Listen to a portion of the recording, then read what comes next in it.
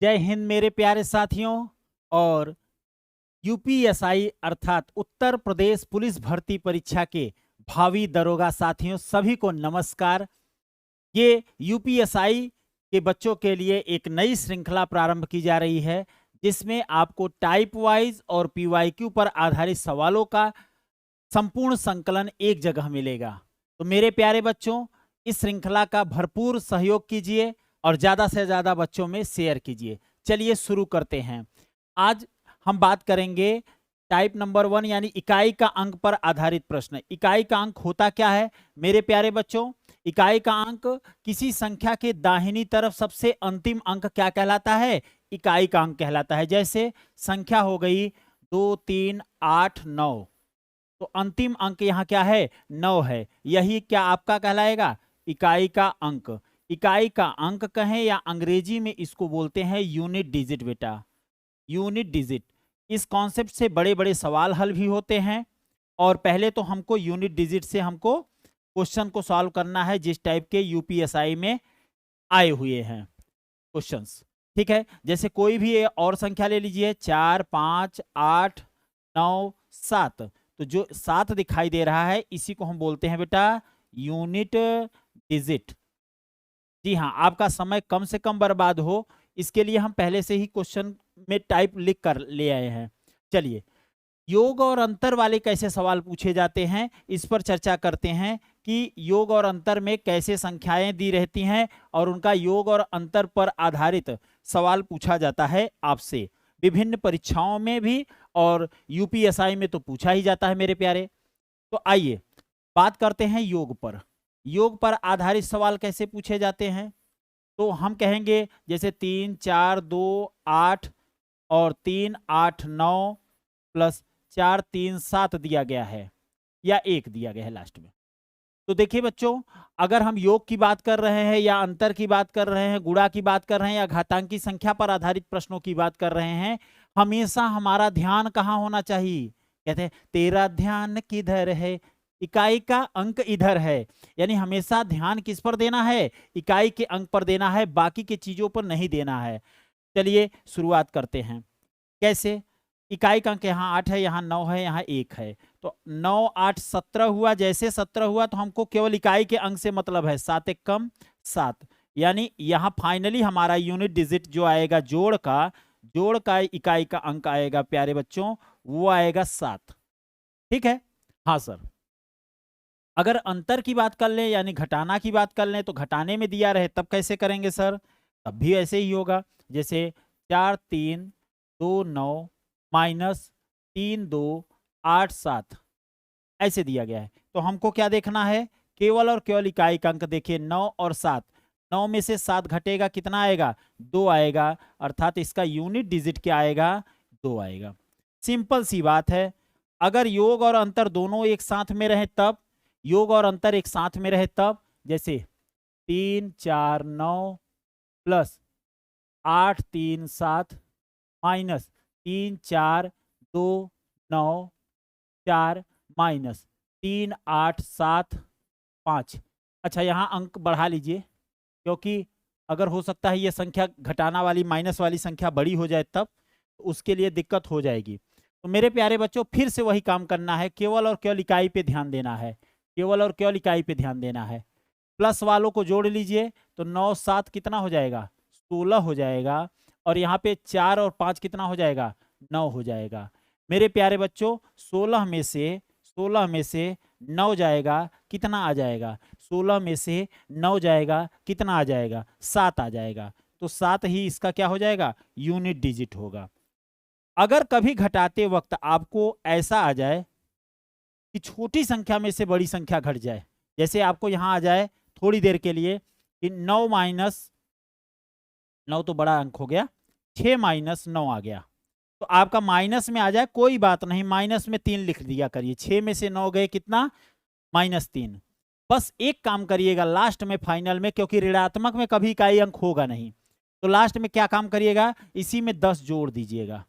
10 जोड़ेंगे तो 10 में से 3 गए, क्या आ जाएगा? 7 आ जाएगा। तो कभी भी ऋणात्मक अगर इकाई का अंक आ जाता है जोड़ और घटाव में तो घबराने की बात नहीं है। हमें क्या करना है? फाइनल जो माइनस में आता है उसमें 10 जोड़ देना है।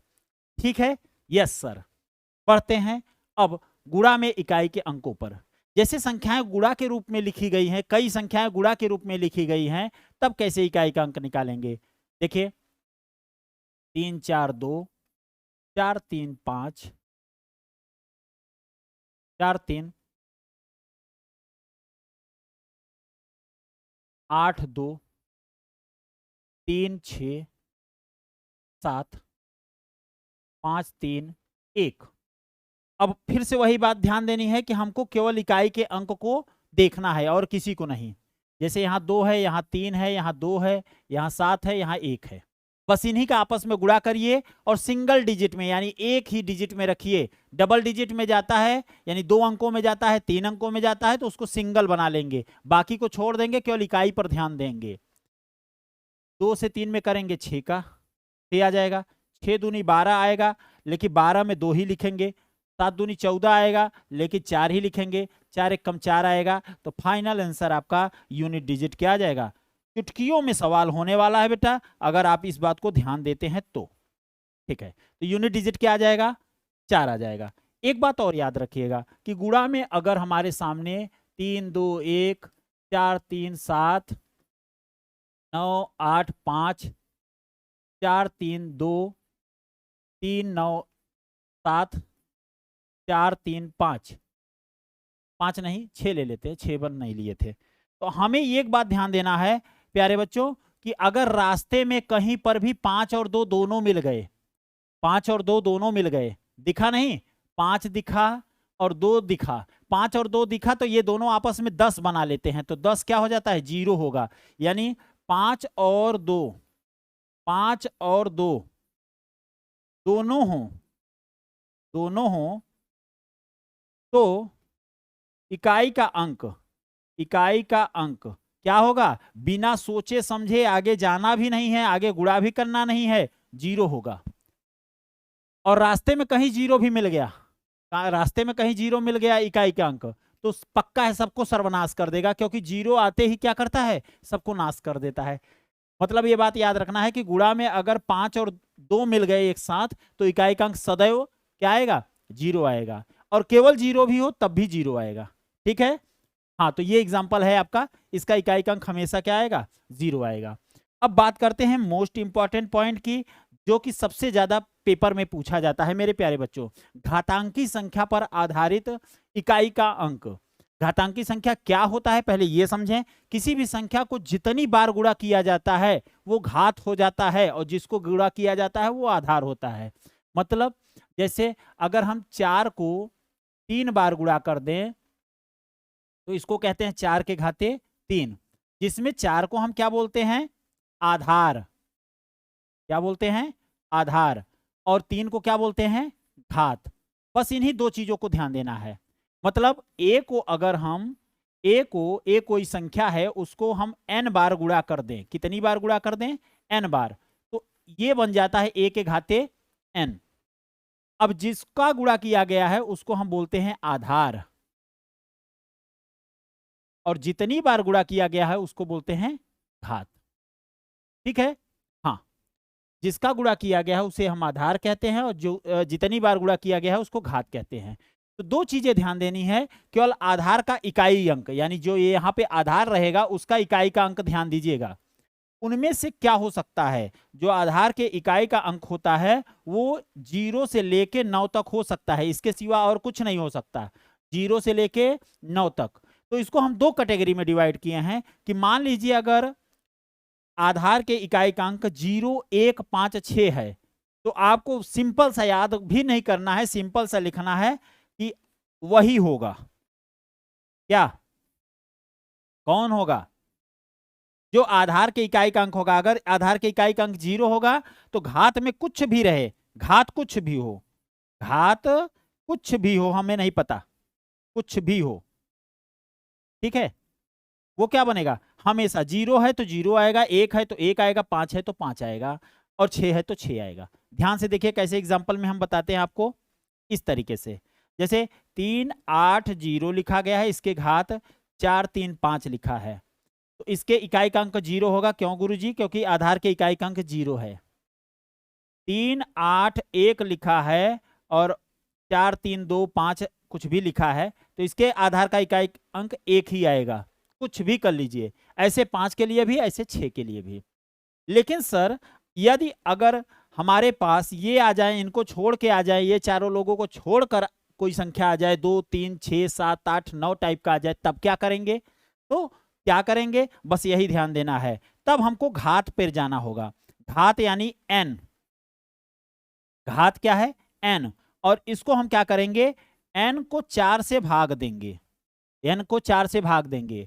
और किसी संख्या में 4 से भाग देने का मतलब है पूरी संख्या में भाग देना नहीं, केवल अंतिम के 2 अंकों में अगर हम 4 से भाग दे देते हैं तो वहां से जो हमारा रिमाइंडर आएगा, शेष आएगा, ठीक है, वो क्या आ सकता है? वो क्या आ सकता है ये ध्यान देना है कि क्या क्या आ सकता है। 4 संख्याएं आ सकती हैं। कौन कौन सी? 0 1 2 3 आ सकता है। मेरे प्यारे बच्चों, ये बात ध्यान देना है कि अगर शेषफल 4 से भाग देने पर, यानी घात को 4 से भाग देने पर शेषफल अगर 0 आता है तो हम उस आधार वाली संख्या के घात पर कितना ले लेंगे? 4 ले लेंगे। अगर 1 आता है तो 1 ही रख देंगे, 2 आता है तो 2 ही रख देंगे, 3 आता है तो 3 रख देंगे। बस याद रखना है कि 0 आ जाए तो हमको 4 घात पे लिखना है, बस। अब हो गया खत्म। सर एग्जाम्पल बताइए। जैसे आपके सामने 2 3 8 7 लिखा हुआ है और इसके घात 4 3 2 8 7 लिखा हुआ है। आप जरा सोचो कि इसके इकाई का अंक क्या होगा। तो इकाई के अंक के लिए हम क्या करेंगे? केवल आधार वाली संख्या को लिख लेंगे और इस केवल अंतिम 2 अंकों में 4 से भाग देंगे। तो ये 4 दूनी 8, 4 एकम 4, शेषफल कितना बचा? 3। तो 3 को इस आधार वाली इकाई संख्या के घात पर लिख देंगे। 7 के घाते 3। अगर बेटा हम 7 के घाते 3 करते हैं, मतलब 7 को 3 बार गुणा करते हैं, तो क्या होगा? 7 सत्ते 49 यानी 9, 9 सत्ते 63 यानी 3। अर्थात इकाई का अंक क्या बन जाएगा हमारा? यूनिट डिजिट आ जाएगा आपका 3। समझ में आ रहा है? यस सर, बहुत आसान है सर, बहुत आसान है। अब अगर हम सवाल पे करने जाएंगे तो बहुत तेजी से कर पाएंगे। एक एग्जांपल और ले लीजिए। 5 4 8, मान लीजिए 9 ले लेते हैं। 9 नहीं लेके 3 ले लेते हैं। चलिए 3 ले लेते हैं। ये घाते 3 4 2 8 ले लेते हैं। अब हमको ये बात समझ में आई सर कि इकाई का अंक ही लेना है बस, और यहाँ पे 4 से भाग देना है। 4 सते 28 होता है, यानी पूरा का पूरा कट गया, शेषफल 0 आया। जब शेषफल 0 आए तो घात में हम हमेशा 4 लेते हैं। तो अगर 3 को 4 बार गुणा करेंगे बेटा, क्या आएगा? 3 3 3 4 बार, तो 3 त्रिक का 9, 9 त्रिक 27 और 7 त्रिक 21, यानी लास्ट में कौन आ गया? 1 आ गया। यही आपका यूनिट डिजिट होगा। आप गुणा करिएगा इतनी बार घात करके आपको इकाई का अंक मिल जाएगा। ठीक है। हाँ, अब विशेष कुछ बातें कर लेते हैं 4 और 9 के बारे में। 2 लोग हैं जो विशेषता बताते हैं भाई कि हम अलग हैं। मान लीजिए इनको इस नियम से भी करेंगे, आप इस नियम से भी करेंगे तब भी आएगा, लेकिन हम क्या करते हैं, इतना कौन भाग देने जाए, कौन रिमाइंडर निकालने जाए, शेषफल निकालने जाए। हम लोग कोई डायरेक्ट नियम है सर, बता देंगे। देखते हैं भाई। 4 के बारे में देखें तो 4 के घात 1 अगर है तो 4 ही होगा इकाई का अंक। 4 के घात 2 है तो 16 होता है, यानी 6 हो जाएगा, 6 होगा इकाई का अंक। और 4 घाते 3 है, यानी 6 चौक 24, 6 में 4 का फिर से गुणा कर देंगे, 4 आ जाएगा। और 4 के घाते 4 है अगर, तो क्या हो जाएगा? 6 आ जाएगा। 4 चौक 16 फिर से। एक बात हमने नोटिस किया भाई कि अगर यहाँ पे देखे घात क्या है, 1 है और 3 है, यानी विषम है, तो हमेशा 4 आ रहा है। तो हम कह सकते हैं कि 4 के घाते अगर सम है तब क्या होगा, और 4 के घाते विषम है तो क्या होगा।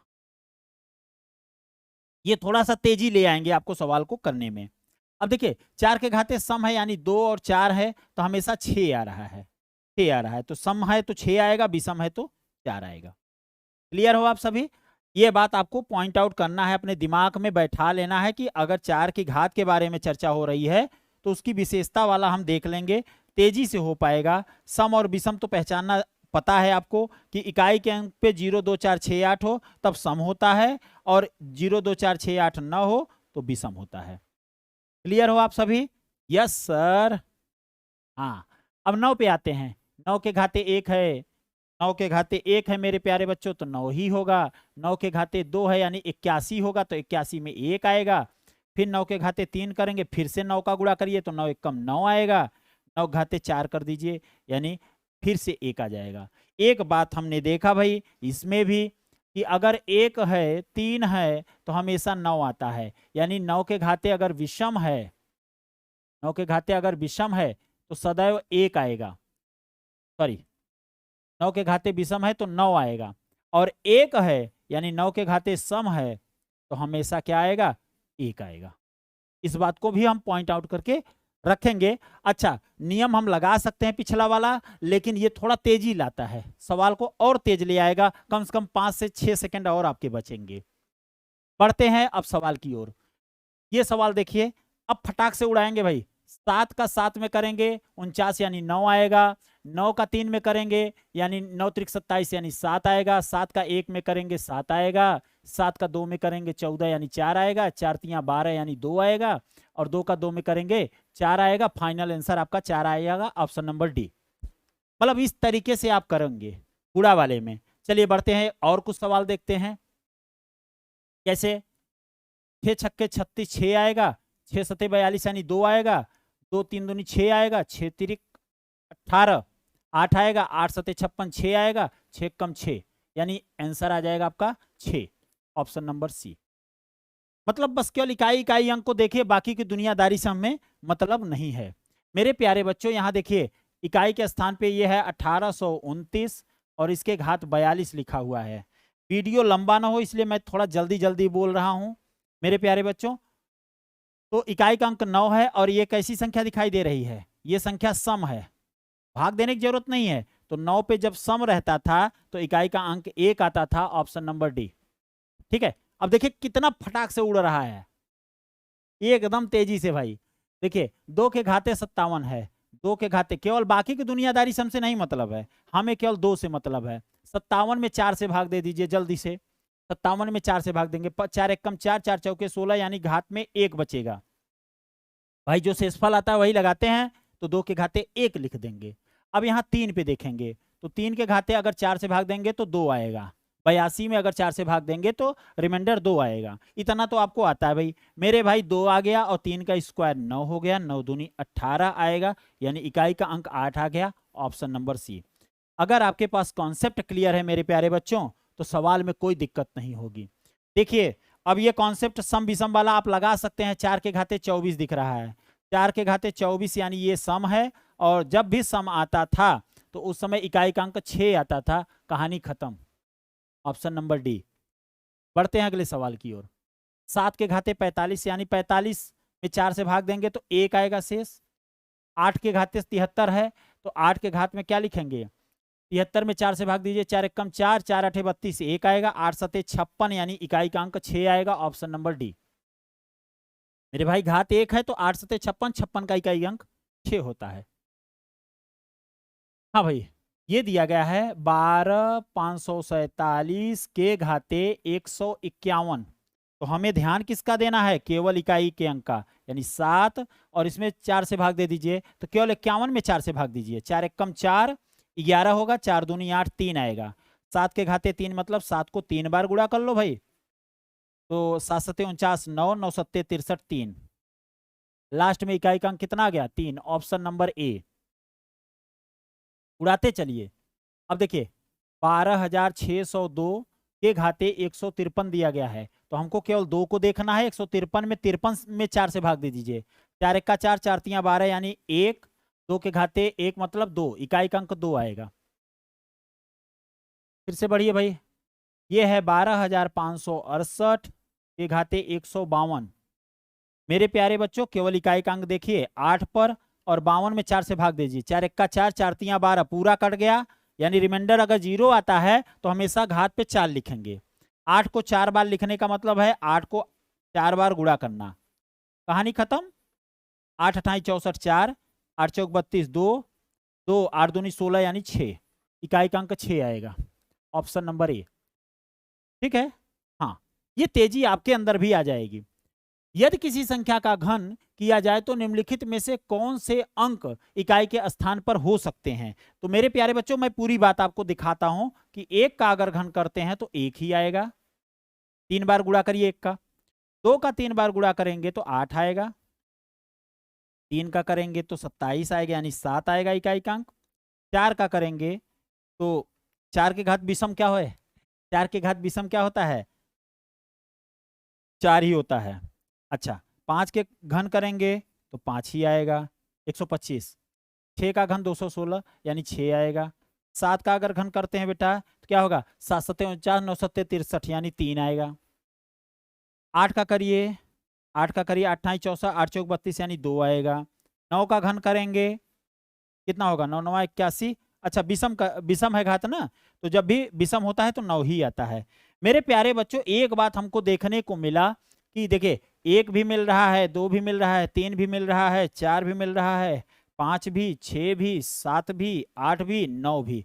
अच्छा, 9 से आगे जाने का कोई मतलब नहीं है। अगर 0 भी कहते हैं, 0 भी है तो 0 का क्यूब क्या होगा, 0 ही तो होगा, 0 का क्यूब 0 ही तो होगा।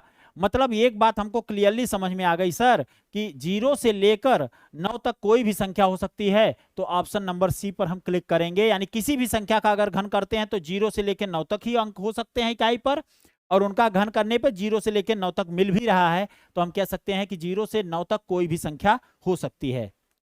मेरे प्यारे बच्चों, ये वीडियो कैसा लगा आप लोग लाइक करके और नीचे कमेंट बॉक्स में कमेंट करके हमको जरूर बताइएगा, जिससे कि हम नेक्स्ट वीडियो आपके लिए प्रोवाइड कर सकें।